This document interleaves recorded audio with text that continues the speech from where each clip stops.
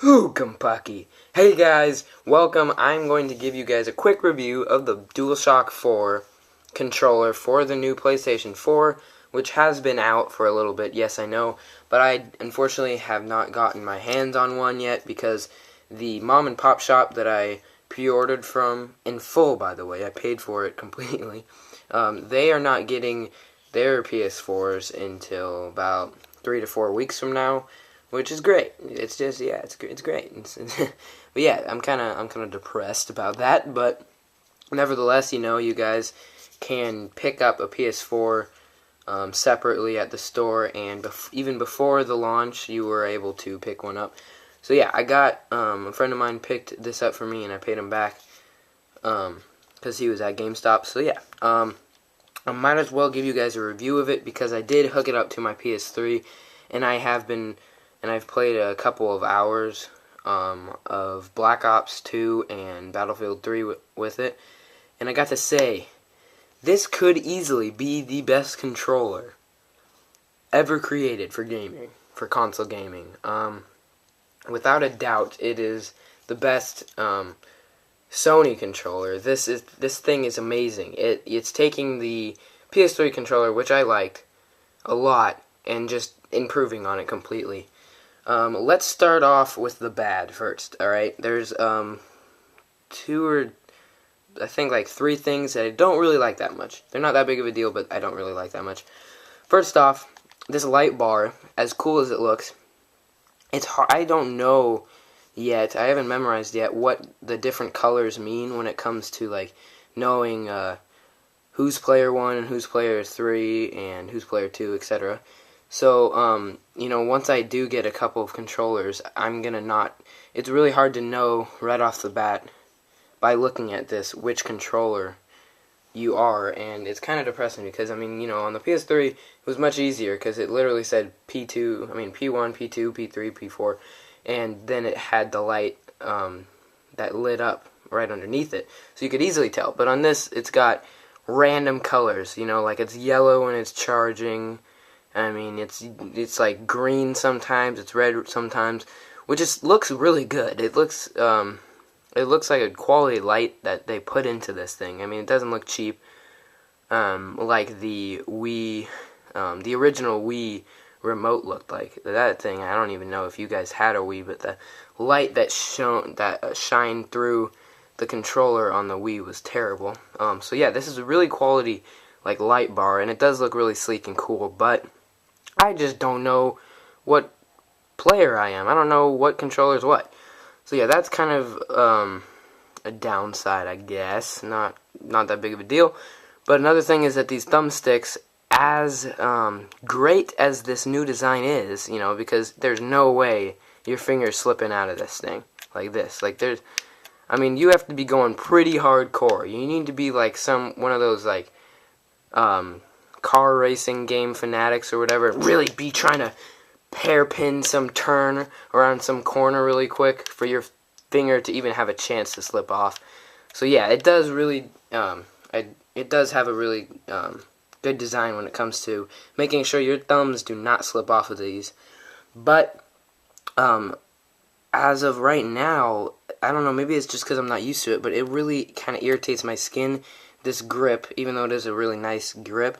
Over time, when you're just rubbing up against it, it kind of irritates your thumb and your skin, and especially, like, on this little lip, it kind of, like, I don't know, it didn't make my thumbs feel too good when I was playing with it, and because I'm used to the PS3 Dome controller and everything is just smooth, feeling these random little divots randomly when I was playing Ghosts and Battlefield 4 at my friend's house, it was, like, really weird. But yeah, other than that, what was else? There was one other thing. Oh, these share and options buttons. The really cool feature that they added with the share button. Really easy to, upload stuff to a media website or to just share with your friends. But this basically is just in place of the select and start buttons. And the problem is that on the PS3, it was right here, and it wasn't that hard to go to. But on the PS4, you have to, like, bring your finger all the way up to this just to do it, and maybe it's just because I'm not used to it, but it is really irritating when you're like looking up at the screen and you don't know exactly where on this controller these buttons are, and they're not too easy to get to, because most of the time most people use their thumbs to go to start and select, and you have to go from here all the way up to here, and it is kind of annoying. But the good thing is that, at least for select, it is really easy to press select now, at least in Call of Duty, because before you had to press a little select button, and you could press this. Not a good option. I wouldn't suggest that. Press this touchpad, because this touchpad, as you guys know, is one big button, and it is really nicely built. Feels very responsive and stuff. You just click and hold that, and when you're done looking at the scoreboard, you just unclick, and then you're good. And it's really easy to get to, obviously, because it's the whole freaking top half of the controller. So yeah, I like that a lot. Haven't gotten to play any games that utilize the touchpad, but I'm guessing, and I've also heard from people, that it does work very well, and it's not some crappy touchpad. So, yeah, there's that. I don't really like the placement of these buttons, but I don't know where else they would have put it, so, that's okay. I mean, it's not like they'd put it here or something stupid like that. But, for the PS3, here's another thing. I don't know if it's because I am using a random Android USB cable, but because they changed it from, I think, mini USB to micro USB, you can't use the old PS3 controller charging cables, and at least for this cable, I had to put it in backwards, alright? So, like, this is backwards. Like, that's supposed to be the top that you usually put into the phone, right way up, right side up, or whatever. I had to put this in backwards, and also, not only that, it's like, it looks like it's, like, bent or something, like it's going up more than it looks like it should. I don't know if that's on purpose, or if my PS4 controller itself is ruined, or kind of, like, out of alignment, or if it's this cable. But yeah, I don't know if that's, maybe that might be on purpose, but it just feels weird and looks weird to me. So don't, like, if this happens to you, don't try to bend this back to make it more, like, flat and horizontal along with the controller. You probably will break it. So, but yeah, that's not that big of a deal, because it does charge, and it does work really good with the PS3 if you hook it up, and it works great. And I've also gotten, like I said, a little bit of time on Ghosts and Battlefield 4. Oh my gosh, guys, the graphics and just the whole experience, the fact that the graphics are just so much better, and later down the line, they'll be able to utilize the power of the PS4, so it'll be way better than the launch titles that you currently can buy. But even now, with the Battlefield 4 and Killzone Shadowfall, man, it looks great. When you pair that with this brand new controller that works so much better, it's so much more.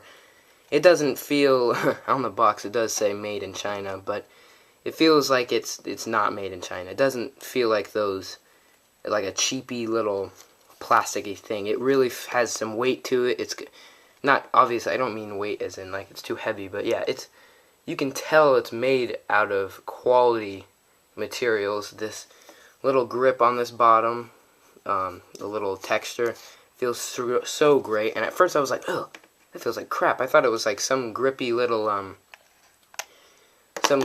bottom, but no, I'm glad it's not like that, because then it would stick to your hand, and if you're one of those guys that sweat like 4 liters of sweat from your hands onto the controller, and then you pass it on to a friend and it's like hot and sweaty, this texture is going to feel much better, because it's not all grippy, but at the same time it still does grip your hands way better than the DualShock 3. Okay, let me get to first I don't know if you guys noticed, but on the PS3, apparently these were not perfectly evenly spaced among each other. Like, I'm pretty sure it was the triangle and the X button were farther apart than the square and the circle, making it not like a perfect square or circle, however you want to say it. But with this, it is. So there's that. And then, but I want to tell you guys the best thing about the controllers, at least in my eyes. These triggers, these real triggers. The best trigger I've ever I've ever used on any console controller in the history of gaming. It is so great. I know I'm not using a good camera or anything, so it's not gonna be like the best quality or anything, but it looks so nice, and it is so responsive. It is. I couldn't stop. Like, I thought I'd get over it. Like, oh yeah, these triggers are good. They're really responsive, like 30 times better than the old, triggers. But I mean, seriously, every single time I killed someone, and when I was playing Battlefield 3 and Black Ops 2, I killed them, and I was aiming down sights and everything. I was like, oh, it feels so good. I couldn't get over how great they are, and I can just tell I'm not gonna get. It's going to be a great generation of gaming with these new triggers. They're so much more responsive, so much better, and they feel so much better in your hands because you don't have to have your finger like farther down. Usually when I play with the PS3, I usually have just my pointer fingers on this thing, and then I have my middle fingers on the back. But because of the way they made these new great big buttons and these great concaves on the curves, it is much easier just to hold it like this, and I think I'm going to try to practice holding it like this now, because you might as well. I want to take advantage of these. I don't want to just be using this the whole time, so I'm going to keep the normal mapping on the controllers in game to aim down sights and shoot. I don't know about even what they do for other games like racing games and sports games, but yeah, first-person shooter. This is so much better for Call of Duty and stuff like that. Easily the best triggers I've ever held. Also, right here, this little headphone jack, so great, so awesome. Because I mean, if you don't have a Bluetooth headset, which I do, I do have like the little Bluetooth, not a headset, but the little chat thing. If you don't have that, you just use that little crappy headphone they give you in the box, which, obviously it isn't the greatest thing. But hey, you plug that in, you can talk to people, and it's not going from, the cable isn't going from, your ear all the way to the PS4. It's just going to your controller, which is great.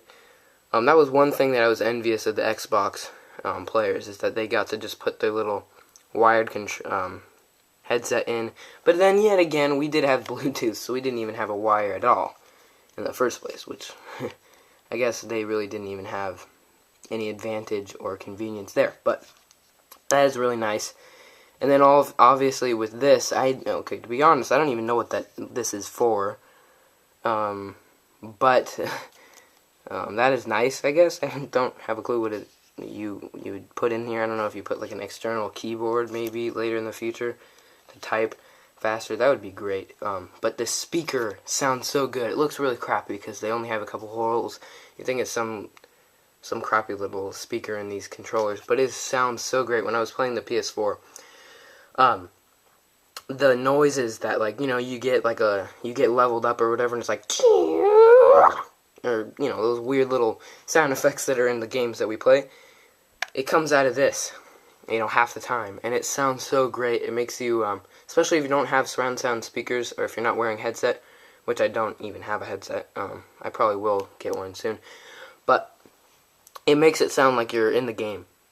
It really does, because the speaker is so right next to your ears. It provides another layer of an audio source. It's not just coming from the speakers in your TV. It's coming through here, and it sounds really good and really real.